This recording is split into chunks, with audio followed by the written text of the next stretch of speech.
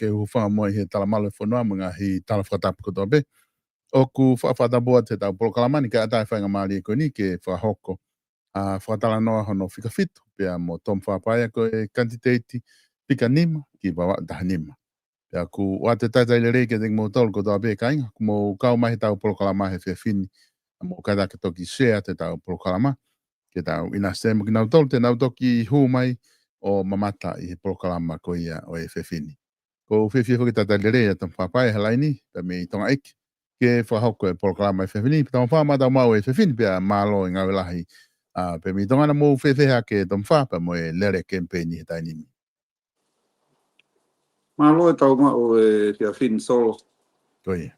Kore peke hu whangato i ngahi talawhakatapka kato whawhai o polokalama.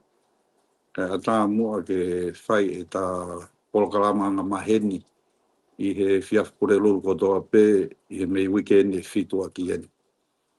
Ko ulo tonga i tonga tapuni whoki he taimini.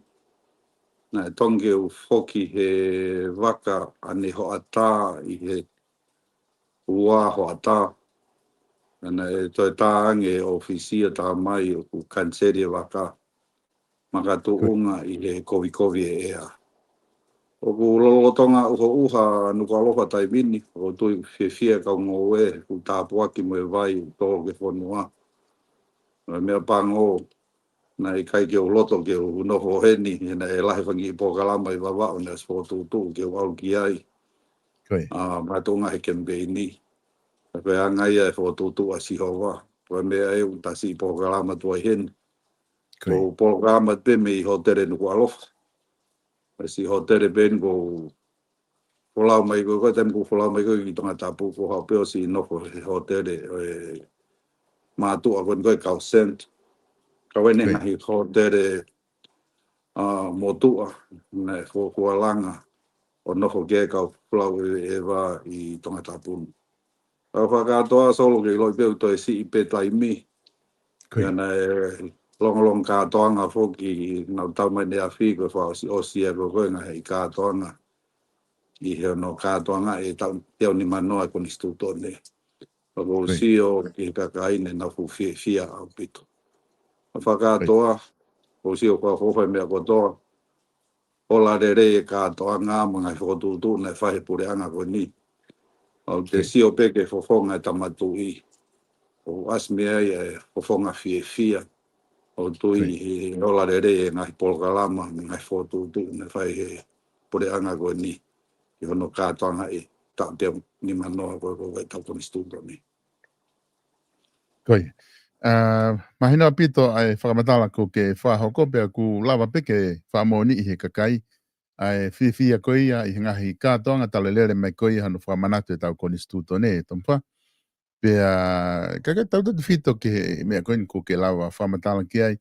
Ai langi maari ai ene awhio he ngahi polokalama kuwhai. Lawa peke ni haerea pe mo e tahine kui ni pe mo whare o whakakato ngahi polokalama ko ia pe o ki mahu inga o ngahi polokalama ka koe e polokalama ai ko loto ke takiki ai o tokanga ke ta ki talano ai i he tanu pou ko ia o whare area na e lava foki mo e tanu pou e whare area whakahoko i he inga no kātonga i kone tau koni stutone tu keheange no mahu inga ko ia o e koni stutone ke te tau tolu o kuwhaia e kātoanga koe nei whahoko o au mai ki ane awhika aho whoki e whamanate tau koni stutone ka nei lava whoki o whahoko mo tanu pou ko ia ho tau whare area pehe ki he tuku koe ngahi pare i malai kula lava re ngā ue ko ia ka i he tanu pou nei ai konga ai o kumahu inga pe kumari pe loto ke uhanga o atu e konga ko ia ke whaiha o wakai ki ai ko inga whoki ka taimi o ku tau tala no ai mo tau haka i he tau koni stutoni ko tau e te au ne mga fulu. Kakapau na tau whanongo whalere ki he mea koe a sea, pia ta tau be me tō wholofola. Na e hanga e sea o whoki ki he tau historia e tom wha, o ne hanga o wha manatu mai ke te ki tau tolu, na e kamata eni, mi he mea na e ui koe wawa u kouti.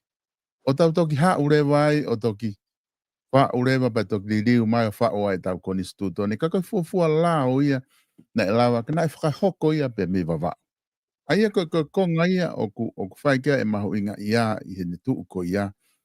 Fe e haonga ho wakai ki ai, ko tina ke a o atu peo mamata ki he polokalama ko e nipi na anga fe ho o ngoi ho mamata ki hono toi o mai e historia mahu inga ko ia.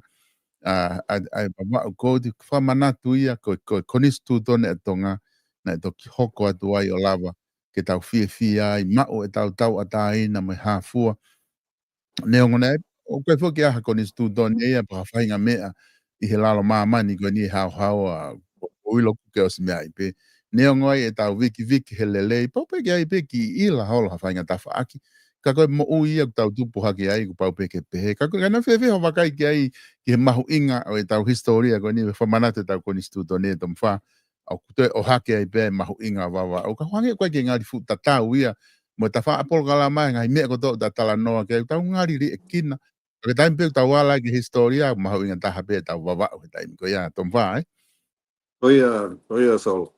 O tui ko o taha wawa o kotoa na e whanongo ki he pōkalama ko ni tanu pō whare area.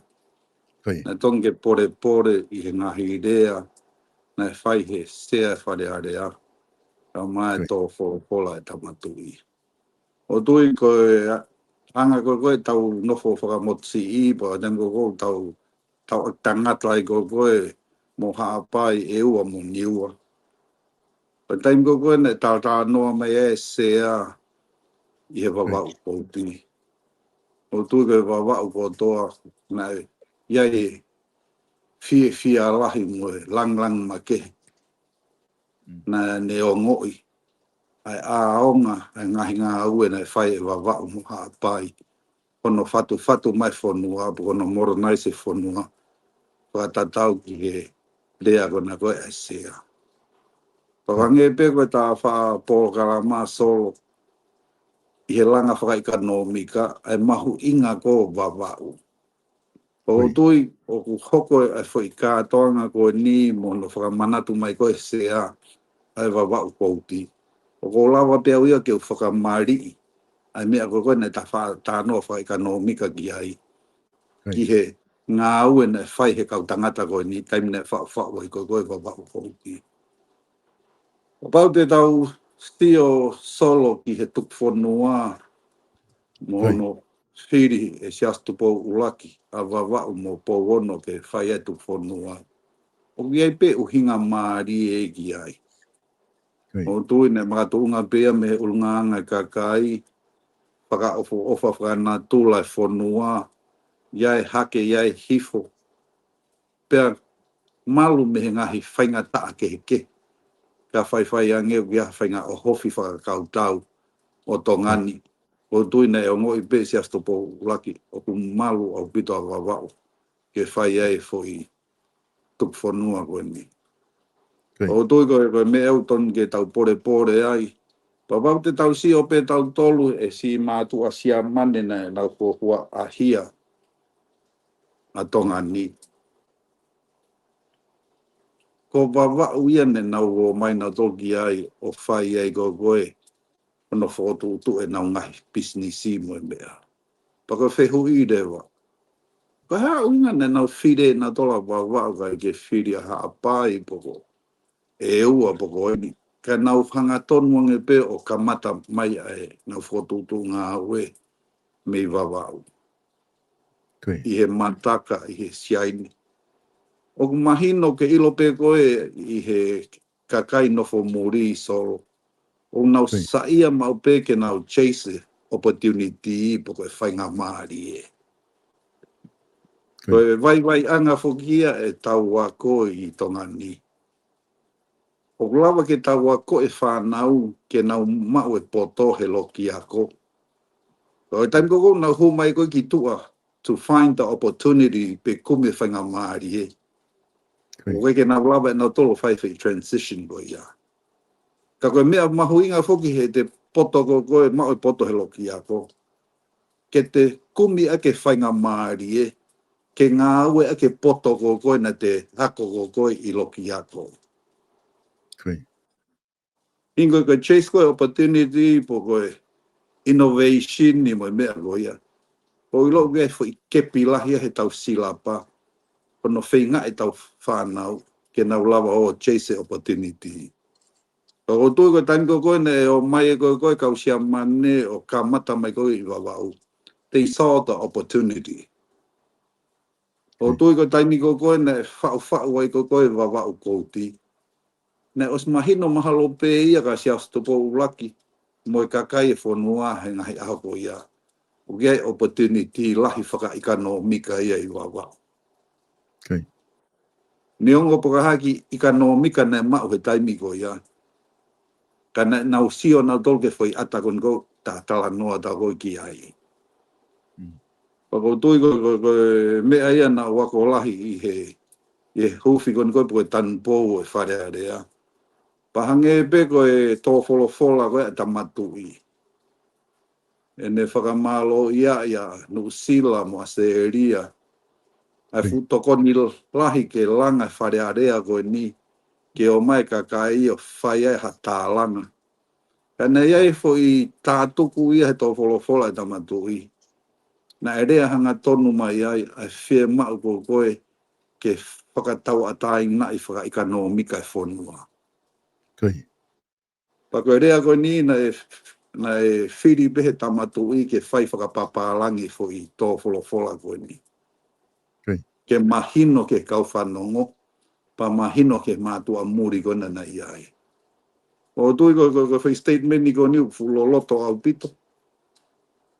Ene toi whakahā mai behe he kakai koe ni whakamālo atu ho mou toko ni mai langa whare area. Ka kei ke whē mau ia ke ngata henu. O whē mau ia ke whaiha ngā ue whaka ikanomika. Ke langa ke whonuani, ke tau ataina, me to unga kou tau iai. O tui ko whanongo peke tō wholofola solo, o whakaukau ke tangahi polokalama whaka ikanomika. Nei ai ki mā whanana e rere hako ko kuloto. Ai lawa ke rea hanga tonu mai tamatu I ki he ufonua kon kong nau tokoni mai ka tau tolu me upangke. Ka maa pure anga me te ufiri kona koi novema ahuan oa. Ke te lolotoange tau whakaukau. Kono whaingai a fonua koni ke whakalakalaka whakaikanomika. Māloso. Koe, mo ane a pita whoki ai whakatala noa koe ku ke whaipe aku hange koe konga koe ni na aku whehui koe ku ke tari mai ai anga ho o ngoi. Tako tui kuongo ta tau pia mo tokolahi taha kakai o wawa ue na whanongo ki ai hange koe ia ku ke osi tala noa ki ai. Koe whea mao whoki, koe tō wholofola koe ni tāpune whare area na e osi o mai pe ai whakaukau koe ia. Na osi o mai pe tuku fua koe a hene a whio o whea mao ke tau tokanga ki ekonomika. Ke ngā wei ekonomi. Koe ni koe te tōwholofola koe ni I hano tanu pou e whare area. O mune te omi pe whakaukau ta tau pe. O hange whoki ai tau tala noa ki ekonomika e tom wha. Hange ku tau tala noa, heku mahina pia ke te ki tau tolu. Koe ki aha, koe ki tau hange ta tō Papua Ni Kini, na iai ai ko wana a Papua Ni Kini, tau ngahi kātoanga. Ai me nau ngahi mea, ka kuai whoke nau maka koloa nau doluia. O ku hingai nau tū maari e lahi pe he. O wai nau ngahi mea nau tolu e nau ngahi resources whakanatula o mauai e nau tū maari e kako tau tolu ku tau hala au pito ko kere pe o ku tāpua ki a ki tau tolu lawa whai ai e ngahi ngāwe lahi e toko lahi o tau kakai kako hange o ku ngari fu whai ngā taa ke tau ngāwe ki ha mea ki ha solution for ekonomika ka taim ta tau o ku osi iai bea hange ko ia ku ke hanga o mai ko whehe ui whokia tam whai ko hak whai ngā taa ai ke tau tari ko wawa u ko ketue fika ua ia o ku iai ai mea whaka ekonomika te ne lawa o hake aki e tau ekonomika o hange ko tō wholofola tomwha. Koe whehu I whoke nei o toi whiwhiri au ki ai whoki solo. Koe.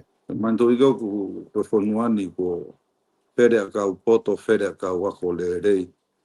O koe hā, o ku whaingata ai ke identify pe whonua ke langa e ekonomika e whonuani whainga fuataha ko wawa. O tui makatunga I he anga tau no fo mo tau aki tangata. Nā koe me whaihanga tā maki ia o tāta ofi aka wawao. I hangahi whakakau kau na aua wawao ia tu maari e angi. Kai si whaka ofa. Ai toenga e o tu motu. Tongani. Koe anga whakabene whakakau solo. Kau pau whoke tau whekumi po koe hae uhinga koe ke hoko e whakakau kau.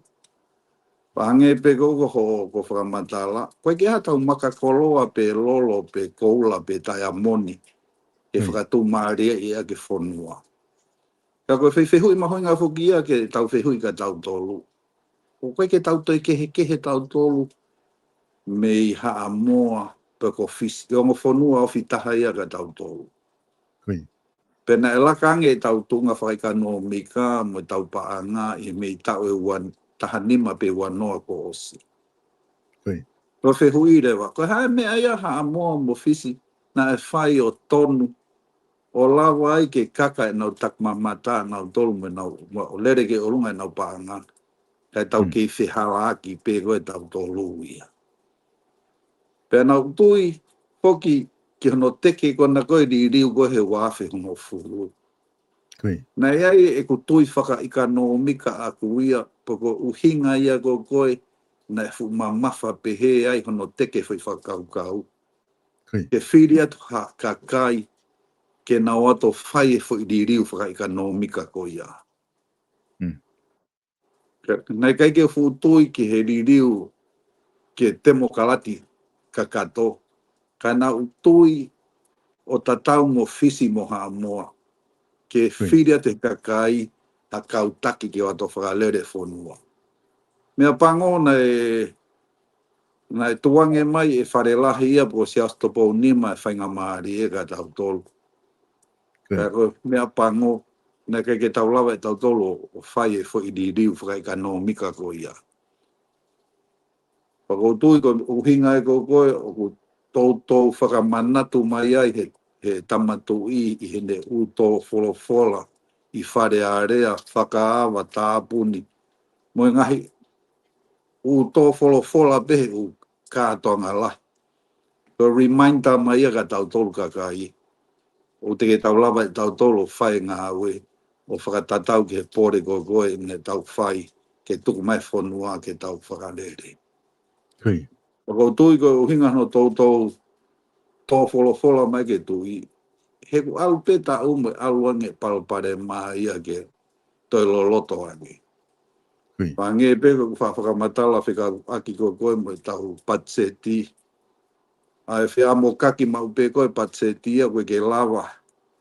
He paanga tāna ki ia o maka setting whiunga ke whakalere ake whonua. O tau nono ke tau tolo e ono noa miliona Amerika. Pakoutui o kukau e mea ko ia ai loto ho haa lahi kia e tamatui. O kukau mo e nimangia o miliona kona koe hono tutua nuku alofa ai ho haa kia e tamatui. Ke whai ange e whiri he kakai hapure anga fo oi aho wanoa Novema. Ke o ato mono pe whinga i ke solowa e palparema ko ia.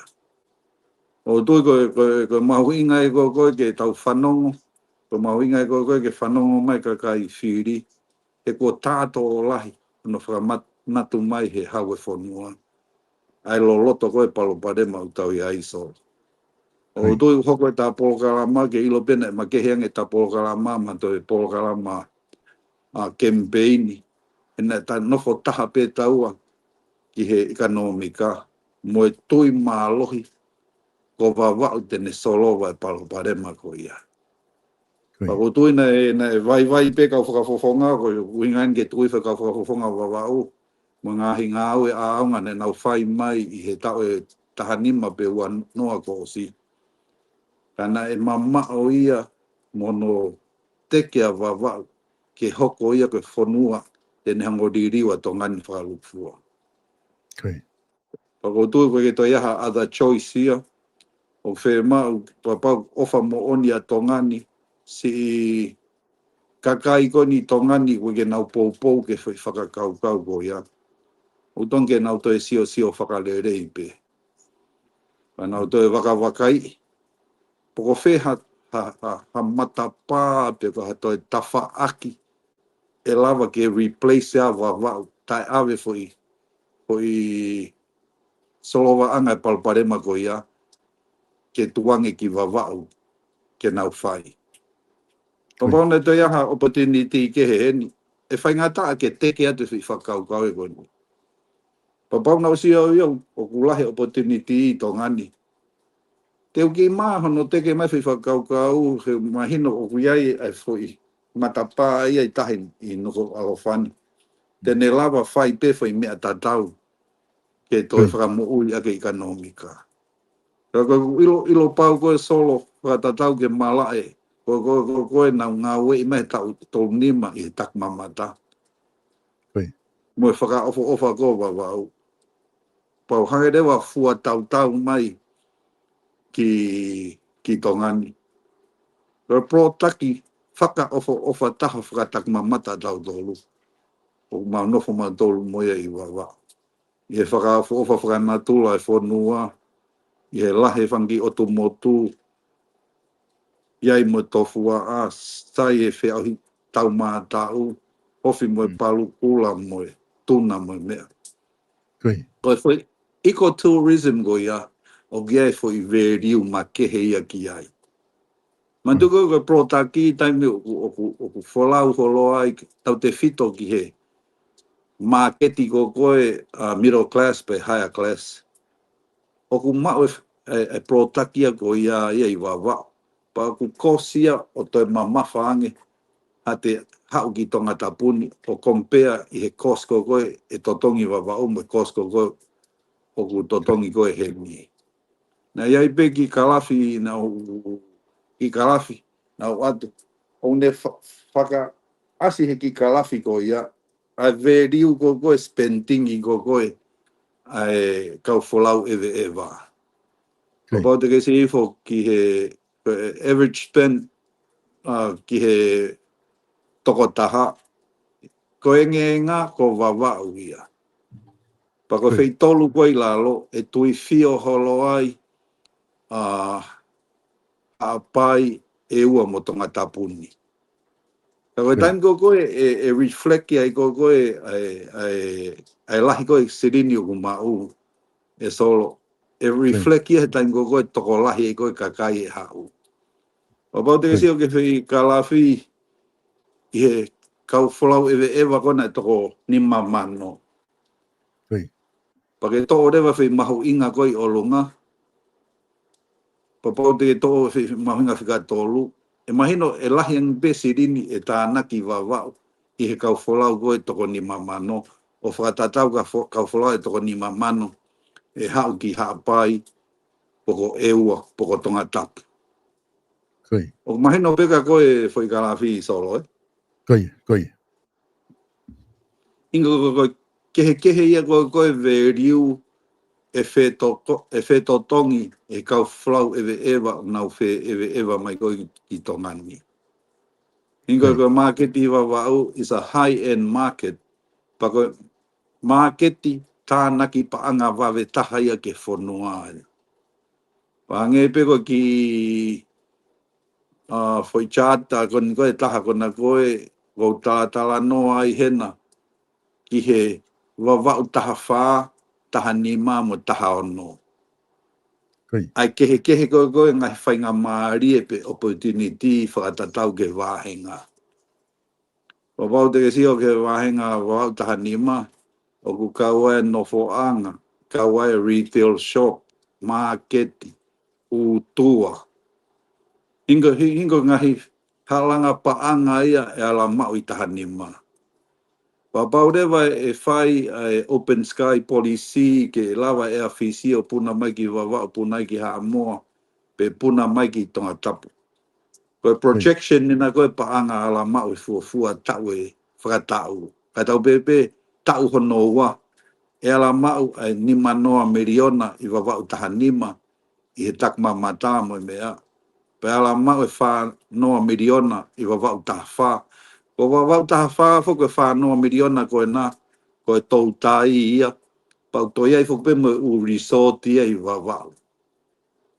O lahe u resort i wawau, pau iai pe mo u wakasi o tohua u resort i ko ia. Koe pe ngata i he tau tai, kau nau te tokon whakatak mamata pe nau tolu ia i wawau taha wha. Pau rewa te ke sio i he wawau taha ono, o me noho taha pe whai paanga ia ko ia ki he ngoue, ki he tōkawa, ki he vanila. Paku iai pe mo fokasi a hena ki ha taimi e langa e mla e wakapuna i taha onu. O te whoke iaha accommodation ia i taha onu. So e taimi ko koe tua i ko koe mla e wakapuna fo au ko wawau. O tonga rewa ke toi benefiti pe mo wawau taha onu ia i he langa hola u accommodation e ofu i malai. Pe hau e pe halalahi o hau ki kō. Ingo anga ena ai sio ki he mālohi anga ko koe o mau u wāhenga ko koe i wawau. O ke he pe mea o mau i wawau taha ono, ke he pe mea o mau i wawau taha wha, te o ke he pe protaki o mau i wawau taha nima. Pe koe mahu inga ia ko koe ke whiri he kakai, ha kau whakafofonga te oku iai hanau palani solo. Pa nau hongo whotu hanau palani, pa lawa ke nau mai o tu o ngau e whakataha. Pe nau loto taha, tui taha, ke he upalani kona koe ono langa whakaikanomika wawau. Wa taimi koe puna kakia ka wawau.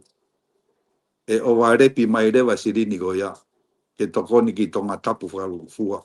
Mo tae tau no kona koe ki tua pureanga. Tui. Ma ori e pito tong whae whamatala ko ke whai. Tata te whito ke sāti koe ni ko ke hanga o teu i mai ki tau wakai ki ai. Ko tui o ku ne hanga o mai mea lahi a pito ki tau sio ki ai i he sāti koe ni. Pea koe toi whukeni tong wha ke talango fua ai kau taki. Pea mai whare area ki he tō wholofola kene a whio. He koe mea ia ke whai. He mai ki te aha tau option whewhe. O ku ke kau he ke lava ia ke tau kake e tau ekonomika i he tau whainga. Uai ngahi project ia ku tau whai tokoni ia ki he kakai pe tokoni pe ke whakaluka fua. Ka koe ke lava ia o mai ai ha paanga. Ke lava o hake a ki e tau ekonomika. Ka koe mea whuke taha ko wakai ki ai e tom wha. Ke taimu pai e tō wholofola o ku koe ke whahanga au e whare area ko pau ke nau whai tari. Tari tō wholofola ba nau mea atu mo ia ave ki palasi. Io ko mea e te mautokanga lahi apito ki ho tō wholofola mo ia fua. Ko neo whanongo ke betadori e toi ngā tuka whita e whāko ia. Kai vina toi nau mea. Ai nā tō tonu ki toi eke whoki he daimi ko o se koe ke tāpuni o se koe whare area nā tō tonu ke toi eke. Ko whea mo ngā ue ne wha ekonomika na e whai he utolo fola uloaki ko ni he kamata e whare area. Au koe kepe. Ka koukusio e ni ko toe ne whai konga ko ia. Ke huki. O kuwhia mau e dompaha paremia o ku i he mala e wha ekonomika ke toki lava o ne ala mai ki wawa o whai e fo i project ki koe ni ke ekonomika te ne lava hake a ki i a ekonomika e whonua. Pe o kuwhia mau pe ha whainga taha pe kai koloa pe o ku ne ilo ai mea koe ni ke whai ki wawau mai whakaukau wha ekonomika koe ni. Malo solo. O tui koe whehui mahoinga ani. O tui koe solowa anga palo parema whakaikanomika e whonua. E whe mau ha kau tangata kona o si whai foi ngā au e ko ia. I ha ātakai i tua te ke nā hua ke whare area. Palawa ke nau whai e ngā au e ko ia o mahino o kunau ilo pau ai ngahi palo parema whakaluku fua o whetau laki mo e whonua. Pakoutui pa whema upe ma kakai ia o ku whai totonu kakai utari ui. Pakakai o nau lava understand e taimi koko u whaua i koko e patseti. O tu koe whai palpare malahi i tonga nihi ia. Koe tuange koko e patseti o au ke whainga tuunga koko i ai he ahoni. Lahi e awa, lahi e kepi ke whai hala. Ka koe whehui whuki ia te au, koe ui au tō lahi pehe ai, tō lahi tau kau tama la, o tō lahi tau kau tama poto mo e mea. Koe ui na tukuangi e pe whoi mea ia ke pehe. Ka koe wau mo e anga kau solo. Na o si intention pe mea ia ke pehe. Ke iai hanga e ria e lava ke whai holo ai corruption ni, mono wei holo koe siri ni.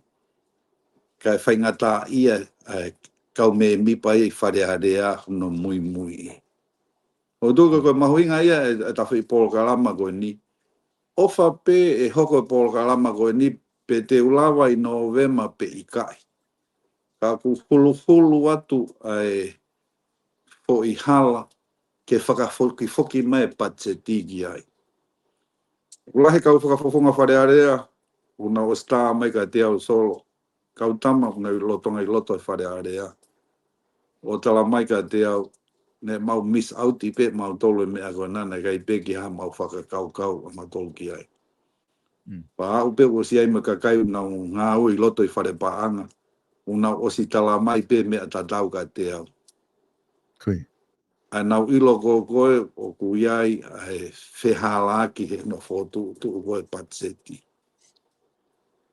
Papau i kai ke tauhange tau tolo whakatontono e patseti solo. Koe. E kai pe lava solo wa tau palo pare mā tau tolo. E kai pe ke lava he whare area ia mui mui e ngā oe. E kai ke lava he pot ngā oe a tita ia o mui mui. Pea where ke uia o kai ke tau lava e tau tolo o whakamā opo opo. Ai ngā ue tō tonu wene tonga, koe ke hoko whai māhina e taha ua koe ia. Koe taim peo o wa repi pehea patseti ia. E anga whewhe ke whakamā opo opo e māhina e taha ua. Papau o wa repi holo pa anga ia I loto e patseti ko ia. O alu ke tau koko opo e. Tau e ua hono opo. Koe. E anga whewhe ke whakamā opo opo e matai whika ko ia tā puni ka mata fo oue foi. Matai whika ko koe I he māhina taha ua ka hoko mai. Ia koe ngai foi vai a ngā ia solo. Mau taimi ha atu ha kau tama hako le rei ma ha kau tama ika no mika. Kai ke whakatontonu ai patseti ia. Koe mea mua e ke whakatontonu e patseti. Koe patseti koe polisia ko koe o kutari ui ki ai pure anga. Koe polisia ku mui ko koe he whare area. Ke whakapapau o ngā ue pure anga o whakatatau ke whai laho ko ia. Papau rewa o tuange pe ia ke nonoa ia pe he. O tui gai pe no uhinga o na ia. Ke wha ngā loku pe kapa ngā ko ia. Ke whai ngofua hono to o. O tui ko hange pe ko whehui. O whe mau hakau tama ia ne na os whai ngā ue ko iai tu. Whe mau hakau tama o ku tau kei. Whe mau hakau tama o whawhonua. Whe mau hakau tama o ku tari ui. O whakatatau ki he lao me koni stu tone whonua. Ino lahe ngahi ere me niti kehe ia o whe mau. Ke mau I hataki. Po ka kau whakafofonga. Ke na o ato o whakahoko le re whatongi ia e ahu anoa ko novema. Nā lopi to so. Tōng whāko ko whehui whuki ini o ku mahu inga ki hange koe ko ke tari ai whehui na o atu ki moa. Ka ku whai whoke ai whakaukau na as whai tau reform whakapolitikare. Nei whai wanoa hango fulu. Ka ku neonga kua ngahi me ai o ku pehe heni ihi o ku ke mau pe ke te saupulu pe ke tau kata unu pe moia. Ka ku osi whai riri ulahi e tau reform whakapolitikare. O ku hange mea koe kou tau tala noa ke he tau budget mo hafua. Toto o mai he tu I koe mahu inga ke tau ngā ue ke tau whatau atai na ki tau tolu whaka ekonomika ai whonua. O ku whia mau ia ke whai e reform whaka ekonomika e koe ni ki ho tau whare area mo. Tau te whito ke budget ka pau koe focus ia ke whai e reform ia koe ni ke tau budget tong wha. Ka pau e whiri koe wawau tahanima ki loto I November. Te ke lava whai reform koe ni tong wha ki ngā ka tau sio ange ki ha whainga ekonomika te mawahe ange. O tuina e o si lea mai behe ta pōkarama ki mua sol. Ko sai taha ia papau e hu atu kau whakafofonga I November. Panau apply level ha judicial review ki whare hopo. Ke whai ha whai tūtu uni mai ki he patseti. Ke nau sio ange ki he patseti. Pa whai maha whai tūtu uni ki ai. Ke lawa ke hulu ake debate ko koe patseti hoko, ka hoko. Ke ua na toi ate ka whakafofonga pa nau te o ke I whare area he u mea mau taimi. Papau ko si ai ha judicial review ia he current budget. E lawa outcome ko ia me whare hopo. O mai o hulu aki ai patseti fo o. Hingo ko whi ngā ue taupotu taha pe o tonge hanga whakafofonga whare area. O whakahoko whi ngā ue ko ia he toki osi whuke patseti ia ki a whakaosi ko sune. Koi. O tui o tonga pe ke mahinoi e kau whakafofonga fo ke nau siofi whakarere patseti. Papau ke hakau tama opposition i tua.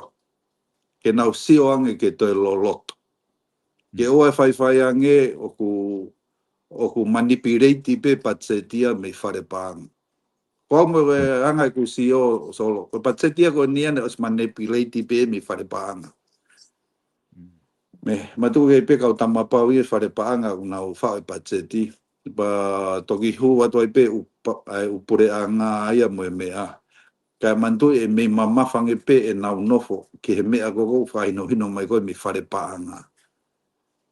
Ke kona o tolfuku nau ngāwe tū mao mo whai e ngā aue. Ingo kono engineer e patetia o whe mao ke ui mai kau whau patetia ki whare area o tuha komiti ke interview a nge nau tolu ai pene anga whewhe nau whakau kau.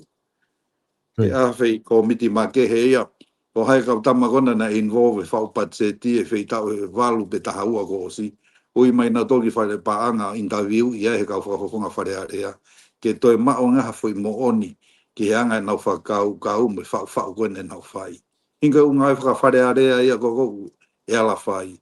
Ko judicial review po fotu a financial committee i whare area. Pa ui mai rewa u te sto i sino kona koene nau whai koe no whau koko patseti e tau e wha pe tau walu ko si. Ke hange he whare area o tai alo ki a nge ke si a nge po whemea na hea e umatawai wai. Koi. Tau whao ku maari a pito pa ko isi o ko ni ku ta race me na ngai polo kala ma mai a hon ko du te mamang ngai whakau kau ko ni ke mga i solution ko whi mau ke whai. Nga ko ta taimi ke kore mo ki a whe mo a wha ose a ka venga ko ni ke nga ke taki i talanoa atuai i he toi nga ko ni ta taimi i a honi. Ahi koe na ke whai ki nuku alofa ko loto ke ta wha ose a ki mo ai e ta proklama he a honi. Tunga kui ai ahi koe na ki whahoko ke oi. Ki ngā koe kai ngā whoki wawau tahanima o ku nau hiki nau tolo nofo ki nuku alofa ka aku nau kei Filipe na tolo ki wawau tahanima he Fili whare area. Ko ilo whake taimlahi i he i ngahi ngāu e kou tau whai hange koe paanga whawā henga me hāfua o ku abe whoke u paanga koe ia o ngāu e aki pakapau ka u project e ku whai whoke he wāhenga ka kuna i nuku alofa nau tolu ia nau nofu nau tolu he ngahi kolo kehe nuku alofa o nofu ai he a koe whanau pe koe ngā ue. Koe whuke fu ilo i he nau nofo pe he pe oku nau toe kau he inasi koe panga whawa he ngā pe i kai pe oku whai aki pe nau vouti pe lau pe nau wawau tahani mami he vouti pa ne ospe koe ia oku alu katoa pe toko ni ia ki wawau ka koe ke nau kau ai ka koku whia e o at pe whai amare koe ni na fe ho ahi na fai ki ho tau ka inga ko ia wa da hanima ko i tonga tapu. Malo sol. Ko wako me alahi me he ahi ko ni sol. Koi. E ku sio ki he ka inga wa da hanima. Ko e lahi taha ne onga wholoa tau e nau si hiki mai ki tonga tapu ni. Oku ke i o mai pe o nofo hiri pe. Poke nofo atu ha api ha kau ngā mea. Poke nofo reni. Oku si whaka ofa mo ni. Ne onga nau si ri aki ho nau ngahi api taktaha i wawau ka o mai ki heni makato unga i he ngā ue. Poke e ako e whanau. Ko e lahi taha nau tolu ia te ke mau ha api ia.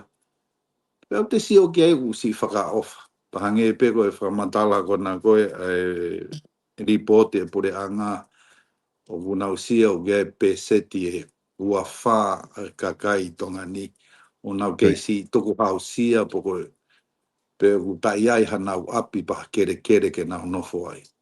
O tui ko e peseti ua wha ko ia o ku iai ka inga toko lahi o mautolu me wawau tahanima o ku si lavea i he foi matai fika kona koe pure anga e nau savea kona koe ke si kakai ko si tuku hausia. Ia isi o mātua nau si wheiloaki mo nau a solo. Whaka ofa mo oni e hanu mai o mātua. Pasi o whoke o mātua i he ku tautou pōla kalama kon mo koe. Matuk fo o ia ka nau tolu. Taulahi e tau e walu ko o si e ku whiri. Na keke fu kama au te awia o rea pehe i he social media. Makatunga pe ku whainga ke malu i pe au mo tauhiwa ke kakai. Kau nau oho ware lahi e ku loto lahi o ha o whai e u polo kalama koe ni. Keilo pe solo koe ka polo kalama whaingo fua. Ke te ha o rea hanga tonu mai ka ngahi palo parema. Whekau aki me whonua. Ta makatunga pe alu pe tau mo alu ke motu a ange. Pau ko ongo i maa hono tuku mai u mea ko niki tua. Na ala tokoni ki he whonua. Ana wawhete ki a whumua tānoa ki o mātua ko ni. Na e whai e na toa ki pai he Facebook a, pa ki whin motua ko ni ko ila pia ki whin motua pia mau tolu me wawa. Na e na kumi whonua whoo atu ki no sila. E na si hoko e palo pare mai, pa na to e whoki mai ki tonga tapuni. Wala koni o aiko ke kumi ki foi pai mea naua. O si wheiloa ke mo naua. Si vete mai he fin motua na si palo pare ma na si whaingata ia. Loku ongo. Loku ongo ke a kita solo. Tau te fito mo pore taki kon go te whai ke hoko ka motua ngawe whakase wāniti kita. Pa neongo te hange he kakai o mai e foi ki ko ia po e tau lahi ne u whenga ki ai. Nga koe tā noa mai koe ne ki whin motua koe ko tina mo no mari ko vai hola vea ila. Na e palparema na hoko i nu sila pene na whoki mai ki he ni na whai e na tala noa mo pure anga. Pena ia e upalo mesi na ange pure anga e ange hona ki whare e u whare kona koe na e tuwha holo. Pea talu me whi palo mesi ko ia. Mo na to e whenga mai anawa ke pure anga ia ko ke to e tari ange telefoni ia. Pau na ongo i di e kina reo. Na ongo i hange pure anga si lohia ki i naua. Ka koe tānoa koa tina ka te aunga si solo. Na os whetu utaki mai pe ia me nu sila. Mahino ko o osi whoki mai ko koa vai hola. Ne se tu taki mai pe ia tānoa mai ke pure anga. Pea osi palo mese nge pure anga ki ai pe toko ni pehe ai pure anga pa ke pe u polo kalama pehe ke u whamiri u whoki mai me i tō pure anga. O hange pure anga toko ni hen. Pa whainga ngongo whakamama. Pea ofa pe u whanongo mai pure anga ke he kutala noa koe ni tau te whito ke on ki whamiri koe ni. O na si kei whakaongo mai pe. Paka uhinga koko na si whakatau pai ai tau pai pe fin motua. O whinga i ke whakatau te pai ke totongi ake ki whare koko na nofo reni koe ai. O to unga ia koko si ai e kakai hoku wahe ngā i tongata puni sol. O whaka e nau sio mai o nofo hiri mo totongi reni po hawhainga arrangement hanga nau nofo. O wha pe ia pure anga ha aho. E lava ke nau savea i le rei po ka kau whakafofonga taha nima, taha wha, taha onu. O nau mau savea i whaere rei o nau kakai kon koe. O ku kei whiri ange pe koe ki wawau. Ke au mākumi mo ui mai koe ki tonga tapuni. Ke taim koko whahawhai ngā wahe i upa ngā whakawahe ngā i wawau. O nau kei kau ange pe me tonga tapuni. Papa wala whaha ngā au e ka whakafofonga ke whakalerei e nau nofo i tonga tapuni. O tui ke whatongia ia whakafofonga ko pau ke whai. Ta mea pango ku tānoa whikau aku mo tina mo vairola. Kana mo si whetangi mo o mātua e solo. Si whakaofa ki whamiri koni. Pe ko lahi au pito u family solo ko toki hau no fu a ahi pehe o takai holo. Koi. O si pilo ki lai mai kakai. Pa ko wongo i pe e nau talaloto mai pa ko sio pe ki anga nau nofo. O fange pe tuange mai he kakai ha whainga maari i November. Ka ulawa ki whai ha whainga ngā ue pa whainga mea te wala whai. Ke si tokoni ki ngai family ko ni. Malo pito. Malo pito e ton papai pe aku mahina o pito pe pa afu apito e taimi pe he tato fite taimi mo a ahi holoai ki he kainga ko i he ngahi wahenga pe mo e paku tui mahalu pe he pe ma ngahi wahenga ki he ngahi a o ku pau ke mo fitau laki ai ma ngahi mea ki he o e no fo hange ke ngahi palapale ma ko ni pe hange ko kori ku ke whai ke o whabe ke hanga e wawa tahani ma ave koe ki whare area koe ngaka ke lava o whai hanga aue ke au koe ki he campaign i koe whare area hoko ku te toko ti i ange a kakai ko ia o ku pe koe ke te aha kakai pe he te nau ke i palapare ma ia pe he i he wahenga. Kau ngā koe toi ngā koe ni e ton whaka te taimi o atu pe ka te koe ka pau kua hamea ke loto ke whama opo opo ake ta polo kalama ki mua ke ose pia fini. Malo solo. Malo ki mea pe te o ki whama opo opo ki ai. O ki ai whoke re mantui ma pe koe se au e wawau rugby union ni. Koi. Pena whalere whoke ki whe auhi wawau uke wawau lahi rugby tournament. Koi. E tuate lau lau. Pa ma tui tatau mo e tuate i he akapulu no teke koe tare niti e whanau. Koi. Koe whe auhi ko iau o semi he tōnaki ko ni pe whainolo i he tōnaki u ka hau. O whape osi le rei pe whe auhi poko e hae ola whe auhi. Ke tari u timi ko koe ulungia na ulungia pa whia u timi ko koe na malohi ko nau pare ia na toki. Ke ilo peko sporti koe ka mea whaingofua whaingata ke tari e fōi. Ka koe whi timi ko ke wha u toi ke na semi he tōnaki ko ni pa whainolo rewa he tōnaki ka hau. Neo ma tui tatau mo e tuate hono pātoloa ke sporti mo no pōpoi sporti hen. Pena whai whoke mau ki block party he monite ai akapulu. Pea whe kau whakataha pe hono kātoa ngai. Ai tau ni manoa koe ko nistu tone. Nā pe he tonga tapu e ko nau tolu pe ku poto he block party mo no kātoa ngai aho. Nā whai pe mau ki kātoa ngai i wawao. Hono pou i sporti. Mo ange kakai mo whamiri o fia ai. Au te e whukpe mo i Polokalama i he school lunch program ko koe ai ako. O mato e tui tatau pe mo e whakafofonga taha o no ke whoi mea ko ia. Matu koe natula tangata pa natula te nofo whakamiri mo e business. Koe ke pehe te tui tatau mo hoto maari mo te whanau ke whoi mea ko toa pe whai.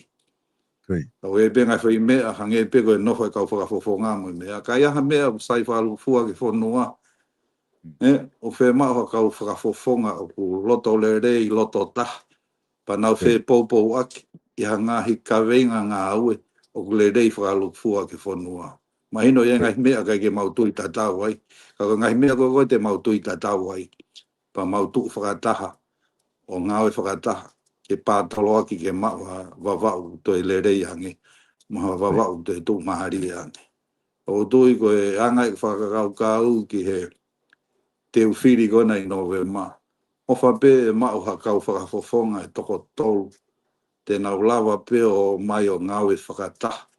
I hangai whai ka venga ngā aue o nau tui tatau ai ke langa whonua pe langa wawau whakalukufua. O tui koe whai lau maari e ia langa whonua. O koe whai lau maari e ia o whape e ongo ki he wawau kotoa. Ta wha, ta nima, ta ono. E nau whiriwhiri hakau whakafofonga. E lawa ke nā o mai o ngāwe whakataha. Ke langa o a wawau. Pea nau tokoni whoki ki he ika noa mika whakalukufua o tongani. Māko ki whakatalanoa pe a solo. malo mua ho ke mauiwi mautaimi. O loi pe ko lahe polokalama, lahe mga whatongia ke he ko loi kwa osi ho o re soni he ako, mga whatongia ke he. Malo mua ho ke mautaimi, poangi me taimi ke ta polokalama ai. Pea whai ange pe e iaha ola le re ta ngai polokalama whai ke ongo atu ke he lota kakai o whautahani ma. E tuanga mawhenga mahari e mo tuani. Malo obito. Malo pito e tompa, pa malo atu he lava ko ia ta polokalama i he pewhini, pea te toki hoko atu pe ia ta polokalama ko ia i he wiki kahau. Malo tompa. Malo so.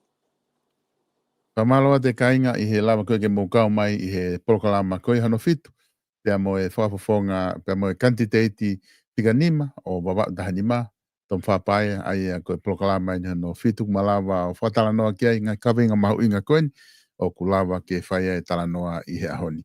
Whamalo atu ki he tau le tio koe, bawa albon taha, FM koe le tio a kakai, i ho mo tautou replay atu ngahi polokalama koe ni, koe ngā ke ongo atu pe, ki he taha kotoa pe i bawa tahanima, pe i bawa pe kotonga, pe ko whepe whitu une iai, ki he polokalama, mga he tala noa, ngai kawinga mahu inga koe ni, pea mo tom whapaya, ka mo me ata toki hoko atu he polokalama hoko, ai ko e whatwhanua fo ou, pea mo e ek minister i hoko atu ia hiri ha minite nima pe hongo fulu mei heni, ka mo mea